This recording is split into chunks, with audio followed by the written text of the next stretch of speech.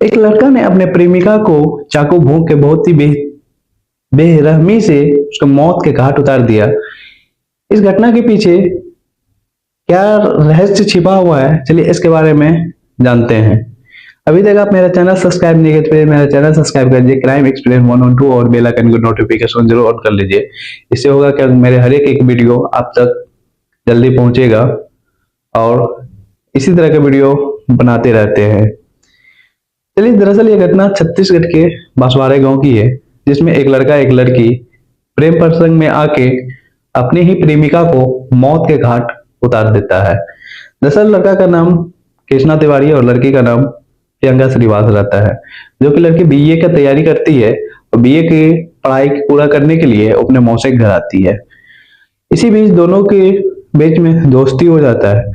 दोस्ती होने के बाद धीरे धीरे प्यार में बदल जाता है। प्यार में बदलने के बाद दोनों कदम से कदम मिला के चलते हैं। वही बसवाड़े की सड़कों पे हाथ में हाथ मिला के चला करते थे। वही कृष्णा तिवारी अपने बुलेट मोटरसाइकिल पे कभी घुमाया करता था, कभी खाना खिलाने ले जाता था। बहुत ही अच्छा दोस्ती हुआ करता था। एक दिन हुआ क्या, कृष्णा तिवारी गार्डन में घूमते घूमते प्रियंका श्रीवास को वो ली दिया कि आज तुमको कुछ बताने वाले हैं, जिसके बारे में तू भी काफी दिन से इंतजार कर रही है, जो तू भी सुनना चाह रही है।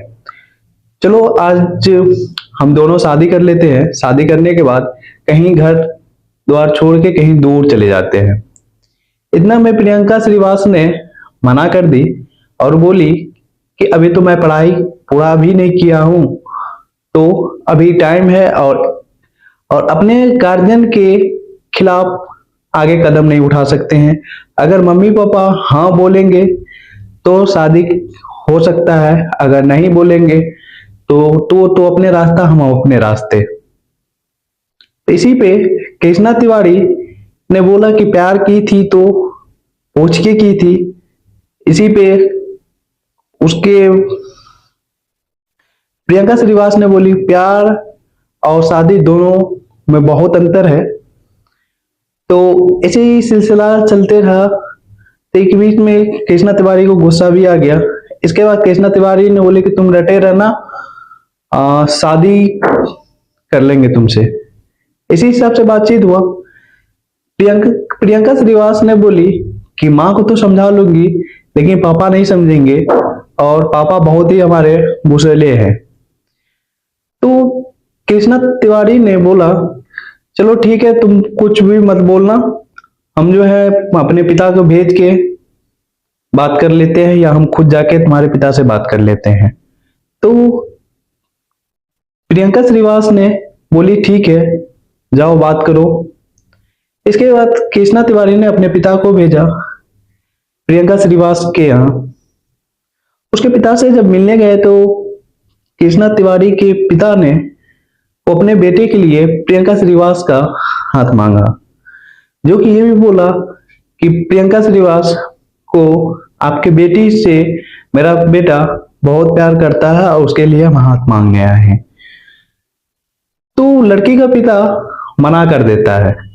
वैसे बोलता है हम अदर कास्ट में शादी नहीं करेंगे, ऐसे समाज पे थूकेगा हम पे, अदर कास्ट में शादी नहीं हो पाएगा।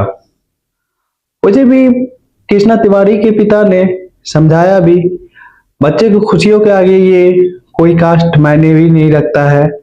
बच्चे की खुशियों के लिए दोनों जानते बूझते भी हैं और प्यार भी करते हैं। तो साफ जो है लड़की के पिता मना कर देता है। मना करने के बाद उसके पिता लौट आते हैं। और ऐसे भी प्रियंका श्रीवास का कोई रिश्तेदार आए हुए थे, जो कि उसको देख के गए थे, और कृष्णा तिवारी के पिता को यह भी बता दिया कि कोई लड़का वाला आया था, उसको पसंद किया, पसंद करने के बाद मेरा रिश्ता, इस लड़के का रिश्ता वही करेंगे। और उसके लड़की के पिता को दो बेटी और एक बेटा था, जिसमें ये सारे बात बता देने के बाद लड़की के पिता ने हाथ जोड़ के माफी मांगा। इसके बाद भेज दिया गया। लड़का के पिता चले गया। जब लड़का को पता चला तो लड़का गुस्से में आके बुलेट निकाला। बुलेट निकालने के बाद उसके पिता जो है किराना दुकान करते थे। किराने दुकान पे कुछ ग्राहक थे, ग्राहक का भीड़ भी था। वहां पे। तो कृष्णा तिवारी वहां बुलेट लगाकर खड़े होकर देख रहे थे। जब ग्राहक का भीड़ हटा तो उसके पिता, लड़की के पिता, पूछा क्या तुमको क्या चाहिए। तो कृष्णा तिवारी कुछ डरे, निडर के तरह बोला मेरे पिता आपसे बात करने आए थे, तो आप इस तरह से जवाब दिए, तो बेहतर होगा कि आप अपनी बेटी का हाथ मेरे हाथ में दे दीजिए, नहीं तो खून का आंसू रोना पड़ेगा। इस बात से प्रियंका श्रीवास के पिता को ज्यादा ही गुस्सा आ गया और बोलने लगा तुम हमको धमकी दे रहा है, तो अच्छा हुआ कि तुम्हारे हाथ में हम अपने बेटी का हाथ नहीं दिए, तुम गुंडे मवाली हो, ऐसे हिसाब से कहा। इसके बाद लड़का भी गाड़ी स्टार्ट करके आ गया अपने रूम। रूम आने के बाद प्रियंका श्रीवास को कॉल किया लड़का। कॉल करने के बाद तो लड़की ने बोली कि अभी मैं कॉलेज में हूँ, कॉलेज से निकल के मिलने आती हूँ। ऐसे ही बीतते गया। कृष्णा तिवारी ज्यादा ही खुश था कि आज मिल के बात करेंगे, समस्या का हल करेंगे। ऐसे ही तो फिर दूसरा बार कॉल किया तो बोली कि क्लास से निकल रही हूँ, 1 घंटे में पहुंच जाऊंगा। इसी बात से वो और खुश था। ऐसे इंतजार करते करते उसको 1 घंटा से 2 घंटा लग गया। 2 घंटा लगने के बाद भी लड़की नहीं पहुंची। कृष्णा तिवारी ने गुस्से में आके बोले कि तुम जहां हो वहीं पर रहो, हम आ रहे हैं।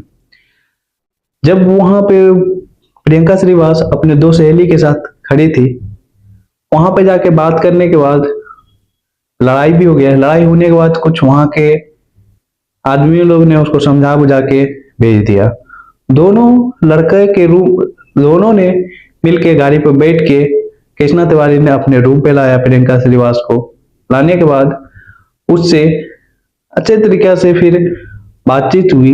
बातचीत होने के बाद दोनों के बीच फिर एक झड़प, लड़ाई हो गई। लड़ाई होने के बाद शादी के लिए प्रियंका श्रीवास मान ही नहीं रही थी। जब मान नहीं रही थी तो गुस्से में आके कृष्णा तिवारी ने 23 से 24 बार चाकू का वार करते करते बेरहमी तरीका से मार दिया। मार देने के बाद कृष्णा तिवारी ने भाग गया। भागने के बाद जब पुलिस को इन्फॉर्म किया गया तो पुलिस को इन्फॉर्म करने के बाद पता चला कि वो लड़की खून से लथपथ और बेहोश हालत में है। जब तक उसको सही ट्रीटमेंट के लिए ले जाया जाता तब तक में लड़की का मौत हो चुका था।